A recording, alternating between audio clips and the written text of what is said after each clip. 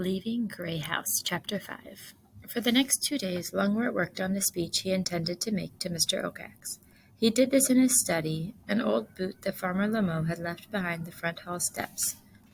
After lining the boot with potato sacking, Longwort had chewed out a couple of windows, then used a plaid necktie to curtain the entryway. Now and again he emerged, papers in hand. Seeking out older members of the family, he'd corner them and say, "I need you to listen to this." After reading a paragraph or two, he insisted upon knowing what the listener thought. If there were compliments, he said something like, "I don't want flattery. I can't use that. I need hard criticism." When he received criticism, he always argued that his way was best. Then off he'd go in a grump to make minute subtractions or additions to his text, none of which had anything to do with either compliments or criticisms. While Longwort prepared his speech, a committee busied itself making a white flag. No one knew whether a flag of this kind was Longwort's idea or Mr. Okax's demand. Even so, whenever there was such a permission party, as the younger mice called it, a crisp new flag was carried so Mr. Okax would have no doubt as to the mice's intentions. It would be Poppy's job to march along with her father, bearing the flag. Poppy, meanwhile, did what she'd been told to do, relating the facts of Ragweed's death to all the family. Everyone was upset by the story. Being eaten by Mr. Okax was a shared nightmare. Moreover, it happened with some regularity. They were all scared of him. There was considerable tut-tutting and much whiskers twitching. Yet, while everyone expressed sorrow, Poppy suspected that few grieved. Worst were the words of comfort that began, "Well, if someone had to be sacrificed." "I don't understand why they disliked Ragweed so," Poppy protested sadly to Basil the night before she and Longwort were to see Mr. Okax. "What harm did Ragweed do to them?" "I can think of 3 things," Basil replied. "He was a golden mouse, not a deer mouse. He came from somewhere else, and he said things that upset them. You know, like, you haven't lived unless you die for something. Remember what he told old Plum? A soft belly causes softness at both ends." "But I liked that he was different," Poppy confessed. "He loved adventure. I'll never forget the last words he ever spoke to me. They were so terribly ironic."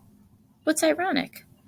"You know, when the words mean almost the opposite of what you're saying. The last thing he said to me was, 'You don't know how to live like I do.'"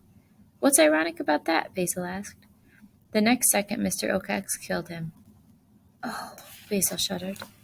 "Now, Poppy," her mother began as she brushed her daughter's fur for a final time, "above all, do exactly what your father tells you to do. Be respectful towards Mr. Okax if he takes notice of you, but if he does not, don't fret. Your father commands his attention. Mr. Okax has great respect for your father. Don't so much as squeak until you are spoken to. Then be humble and brief. Remember the old saying, 'Mice should be nice,' and for heaven's sake keep the white flag flying. Above all," sweet Cicely concluded, "remember, it's an honor that you were selected to go." "Yes, Mother," Poppy replied, though what her mother was saying made her very uncomfortable. Longwort appeared at that moment. His hair was slicked down, his whiskers were crisply curled, his tail had been scrubbed to a glowing pink. His thimble hat was set at a natty angle. "Is she ready?" he asked his wife. "I think so." Longwort examined his daughter with a critical eye. "Fine," he said. "A good start promises a good finish. All right, Mother, we should be off." Sweet Cicely gave Longwort a nuzzle, whispering, "Do be careful." "Careful is my middle name," Longwort assured her, and led the way to the porch. There the whole family of mice had assembled for a send-off. Fireflies had been gathered and now released, gave the moment a festive mood.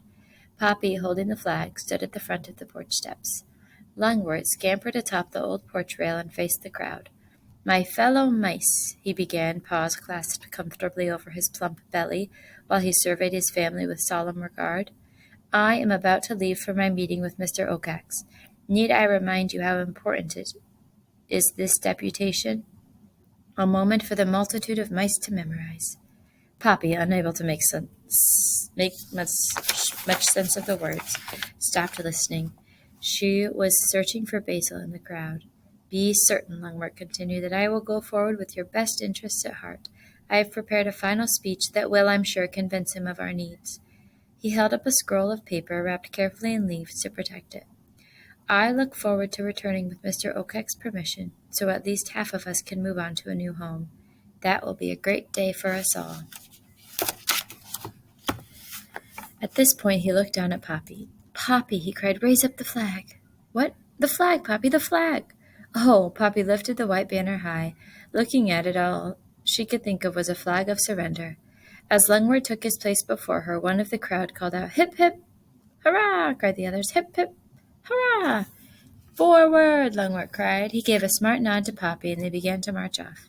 The crowd continued to cheer. Poppy had to admit it was grand. When she caught sight of Basil waving frantically to catch her eye, she even felt proud. This tells me that Basil is important to her, because when Basil is waving to her, she feels proud. Within moments, however, everything changed. Grey House, with its cheerful lights and well-wishers, vanished behind them. The moon had all but disappeared behind the clouds that promised rain. No stars were visible. The air felt as heavy as wet wool. In the darkness, Poppy had no idea of which direction they were to go. We'll be taking the tar road, Longwort informed her. Fewer obstructions, more visibility. Do we have a meeting place? She asked. The very tip of Dimwood Forest, her father said, just on the far side of Glitter Creek. Mr. Okax's watching tree. He's there most nights. Can't miss it. It's a huge dead oak. How come it's dead? It was hit by lightning. Was Mr. Okax on the tree at the time? Longwort chuckled. Poppy, there are those who say Mr. Okax made the lightning himself. He's that kind of bird. No, my dear, do keep that flag up. Now, my dear, do keep that flag up. Poppy tried, but she was wondering what kind of chance they'd have with an owl who made his own lightning. Marching down the middle of the road made her nervous. Surely Mr. Okax would see them. Would he recognize her? If he did, would he attack? What should she do then? Run? Where? Ashamed to have such worries, Poppy decided it would be better to hide them. So she said nothing. Still, it was hard to keep the heavy flag high. Up! Longwort kept calling. He was now walking behind her. They had been marching for some time, during which they had exchanged only a few words. When the night silence was suddenly shattered by a hoo, hoo. Startled, Poppy stopped short. In the confusion, Longwort banged into her. He lost his thimble cap and his speech. She dropped the flag. Pick the flag up, her father cried, searching and finding both thimble and speech in the darkness. Lose the flag and we're done for. Do you think he sees us? Why else do you think he called? Longwort snapped. The hair along Poppy's spine stood straight up. It wasn't the owl's call that frightened her as much as the fear she heard suddenly in her father's voice. Never had she heard that before. She peered around at him. He didn't appear scared. Poppy sighed. She decided she must have imagined it, seeing in him what she was feeling. The call came again. Hoo, hoo. Poppy, her heart pounding, asked, how much farther to go? Quite a ways, Longwort whispered. So I noticed Longwort keeps talking about the flag. That tells me he's nervous that Mr. Okax won't know their intentions or that they are trying to talk to him. So he wants to make sure he sees the flag so nobody gets hurt. They listened again. No more calls came. Longwort adjusted his hat and gave a forced chuckle.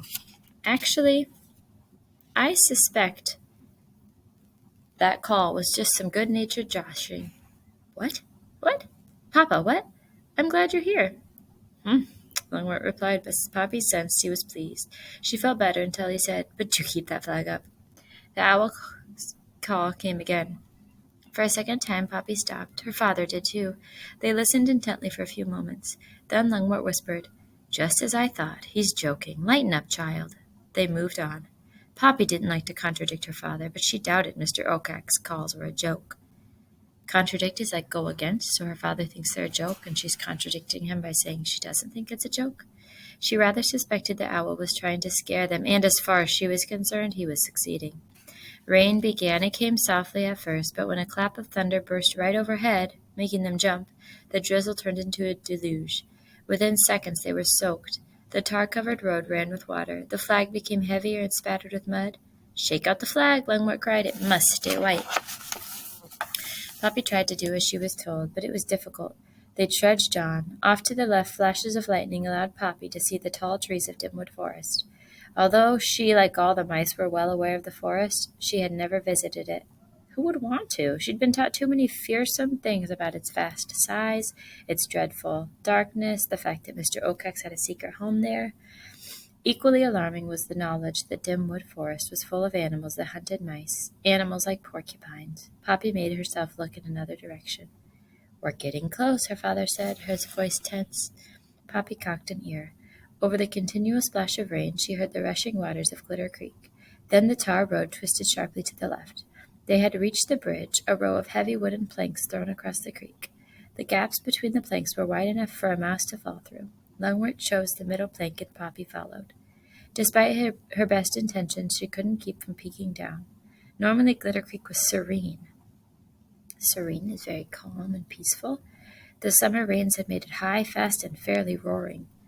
Poppy stole a nervous glance at her father. He had stopped to pull at his whiskers. She had never seen him so agitated or upset, angry, and wondered suddenly if he would be able to protect her. She'd never asked the question before, and never had to. Just to think it upset her. She looked to her father for reassurance, but all she saw was his frailty. She knew then that he was just as frightened as she was. The realization made her stomach ache with tension. Longwort caught her looking at him. "Flag!" he cried, moving forward. Poppy managed to lever the flag up just as she stepped off the bridge. The moment she did, the air was rent with yet another of Mr. Okax's cries. "Hoo! Hoo!" "There he is!" Longwort exclaimed. Poppy looked up as the lightning flashed and thunder rumbled. Mr. Okax's dead oak seemed to leap toward them. Against the darkness of Dimwood, see Mr. Okax up there? Against the darkness of Dimwood, she saw that the owl's branch reached out like a claw. As for Mr. Okax, his feathers were erect. "Don't give way," Poppy said fiercely to herself, even as she trembled. "Don't give way." So if we look there, I see the difference between Mr. Okax. He looks scary and pretty big up there, and then I see I see Longwort and Poppy so tiny down there, so I can understand why they're scared. That is the end of Chapter 5. Our next chapter is called Standing Before Mr. Okax.